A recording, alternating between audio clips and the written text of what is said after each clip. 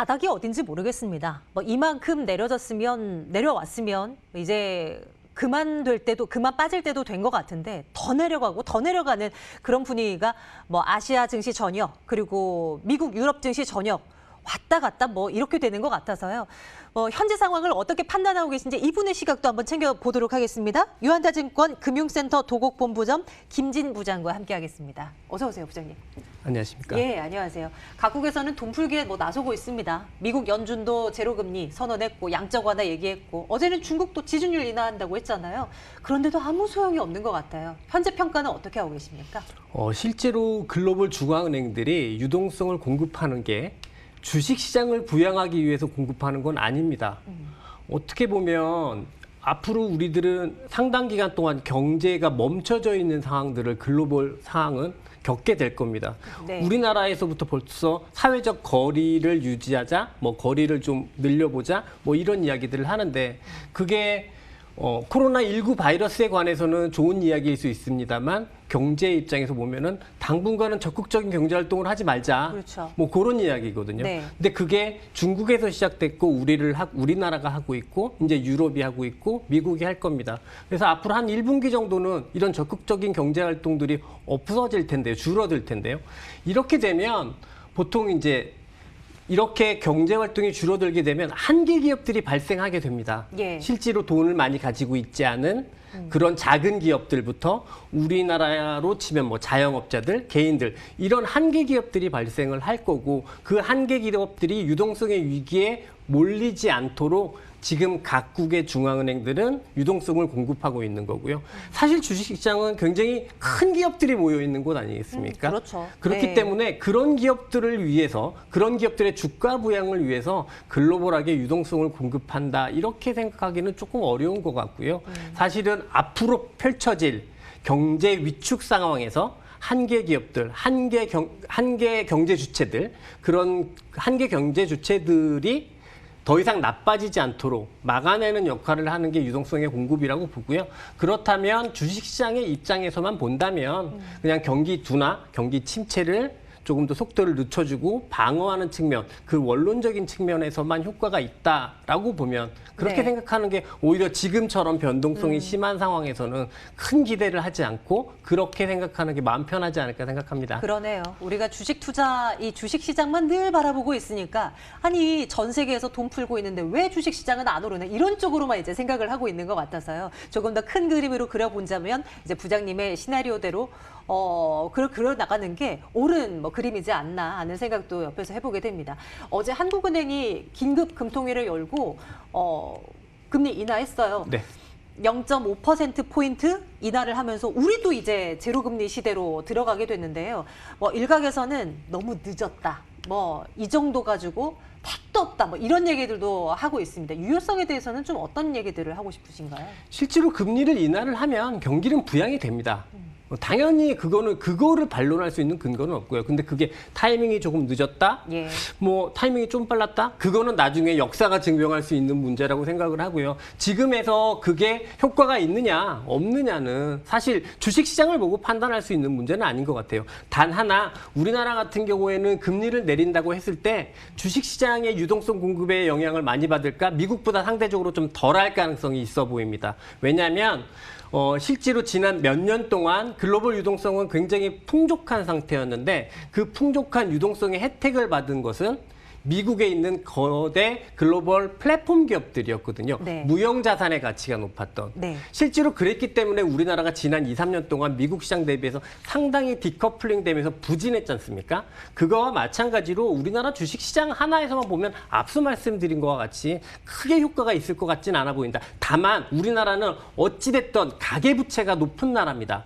그렇기 때문에 이 측면에서 보면 조금 늦었다라는 평가가 있을 수는 있겠으나 그래도 안 한 것보다는 훨씬 더 좋은 정책이라고 생각을 합니다.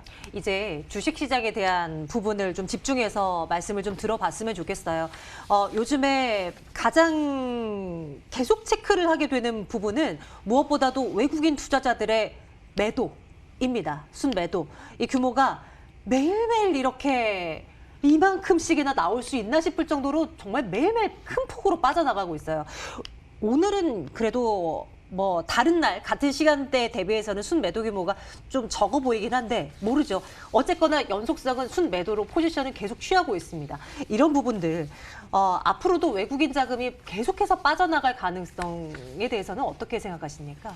우선 그건 어차피 지금은 주식시장 전체가 글로벌 주식시장 전체가 플런지한 그러니까 폭락을 하고 있는 상황이고요. 네. 그 상황에서 우리나라에만 외국인의 자금이 빠져나간다고 보기는 어렵고 글로벌 증시 자금 자체가 지금 빠져나가고 있는 상황으로 보여지고요. 거기에서 이머징 마켓에서 특히나 유동성이 풍부한 나라가 저희 나라이기 때문에 저희 나라에 특히 많은 외국인 매도가 몰리고 있는 거로 그렇게 볼 수 있을 것 같고요.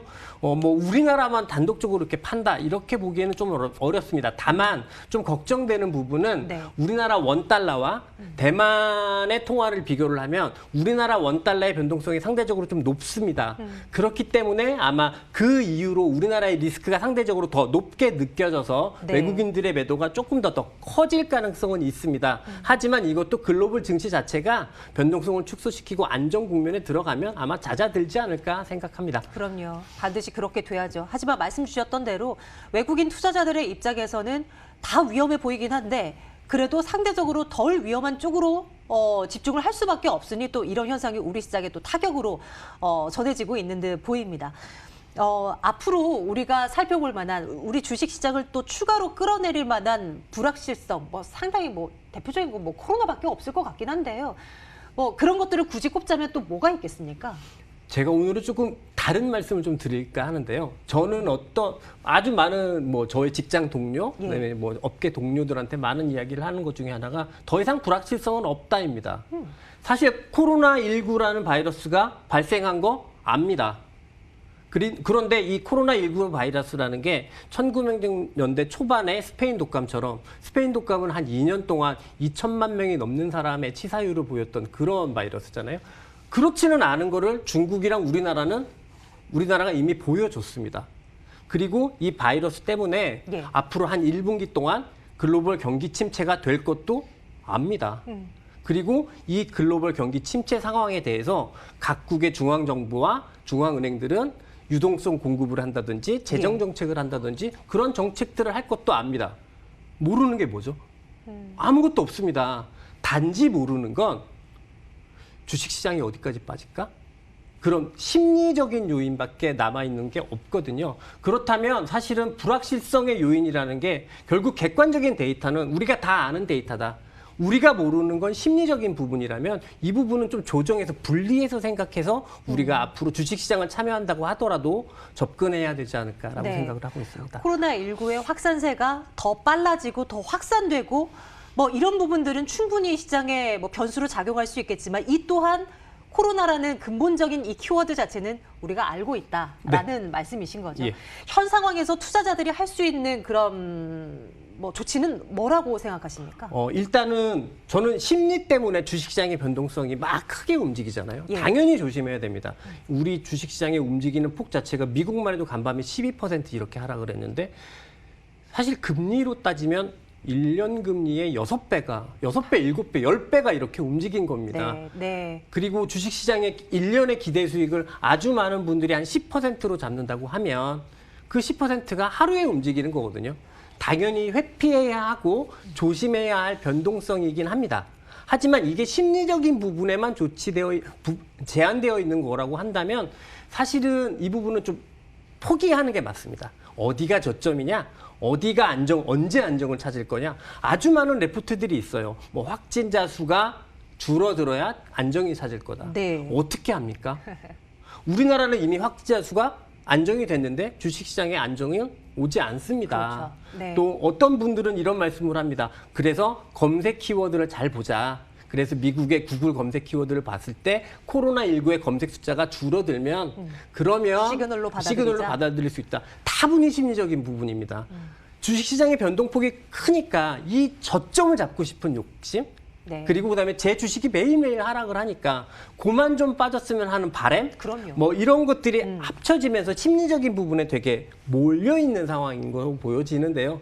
사실은 이 부분은 좀 포기를 하자. 우리는 저점이 어딘지 알 수도 없고 그 알 수 없는 건 예전부터 그랬고 앞으로도 쭉 그럴 것이다 네. 라고 생각을 하고요. 그렇다면 지금 이 심리적인 부분은 포기하고 우리가 현재 상황에서 제가 앞서 말씀드렸듯이 코로나 바이러스는 어떤 상황이냐? 그리고 우리가 할 수 있는 것들은 무엇이냐? 여기에만 좀 집중하면 되지 않을까 생각을 합니다. 포트폴리오를 짬에 있어서 우리 투자자분들이 어떤 대응 전략을 써야 할지 조금 더 구체적인 팁을 얻어가고 싶으신 분들이 지금 화면을 통해서 보고 계실 것 같은데요. 뭐 이런 시장 속에서 뭐 종목을 하나 달라고 하시긴 하겠지만 네. 혹시 뭐 생각하는 아이디어가 있으신지 궁금한데요. 예, 뭐 제가 방송 오늘 이제 첫 출연인데 잘난 척하려고 말씀드리는 건 아닌데 저는 사실 이번 주부터는 주식 비중을 좀 늘려가십시오라고 말씀을 드립니다. 아, 그러셔요? 저점을 찾을 수 없으니까 네. 대신에 분할해서 매일매일 조금씩 대신 사셔서 호흡은 길게 가자. 네, 그래서 이번 주에는 최소한 제가 100을 투자를 한다면 주식으로 한 50만큼은 가져가자. 그렇게 추천을 드리고 있고요. 예. 그 중에서도 사실 최근에 이제 미국 시장에 관심이 높으신데 미국 시장이 워낙 세니까 접근을 못 하셨다면 이번이 되게 또 좀 좋은 기회가 아닐까라는 생각도 하고요. 좀 중장기적으로 대신에 어떤 주식을 사야 되느냐라고 보면 사실은 어떤 주식을 사야 될지 지금은 알 수 없습니다. 그렇기 때문에 좀 중장기적인 부분이라고 하시면 ETF를 먼저 사셨다가 네네. 그 다음에 종목으로 바꿔가시는 전략. 일단은 이번 주에는 50% 정도를 ETF로 매수를 하시고 포지션을 잡으시고 그 다음에 종목으로 바꿔가는 전략이 유용할 것 같고요. 단기로 트레이딩을 하시겠다고 하신다면 기관들이 굉장히 많이 쓰는 전략 중에 하나가 바벨 전략이라고 있습니다. 예. 일정한 기간 동안 가장 퍼포먼스가 좋았던 주식과 가장 퍼포먼스가 나빴던 주식을 5대5의 비율로 동시에 사는 겁니다. 일정한 기간이라고 하면 코로나 뭐 이전을 얘기를 하는 건가요? 앞으로 만약에 단기 트레이딩이라고 하면 그 기간은 지난 한 3주 정도가 되겠죠. 아, 예. 지난 3주 동안 가장 예. 안 빠진 주식, 그리고 가장 많이 빠진 주식, 이걸 동비율로 사는 전략, 이런 것들이 괜찮을 것 같고 조금 중기적으로 본다고 하면 그게 6개월의 퍼포먼스가 될 수 있을 것 같습니다. 그런 식으로 해서 바벨 전략을 이용해서 한다면 이제 저점을 잡을 수는 없지만 수익은 발생할 수 있을 것 같습니다. 왜냐하면 제가 왜 이렇게 말씀드리냐면 현재 S&P를 기준으로 했을 땐 2017년 9월 그리고 유럽을 기준으로 보면 지난 5년간의 최저치입니다. 현재에서 주식 매수를 통한 기대이익이 주식 매도를 통한 기대 손실보다 훨씬 큰 상황입니다. 그래서 이렇게 말씀드리겠습니다. 네, 부장님의 아이디어 좀 잘 참고하도록 합니다. 유한타증권 금융센터 도곡본부점 김진 부장과 함께 말씀 나눴고요. 마케돈도 여기서 인사드리도록 하겠습니다. 내일 같은 시간에 뵙겠습니다. 고맙습니다.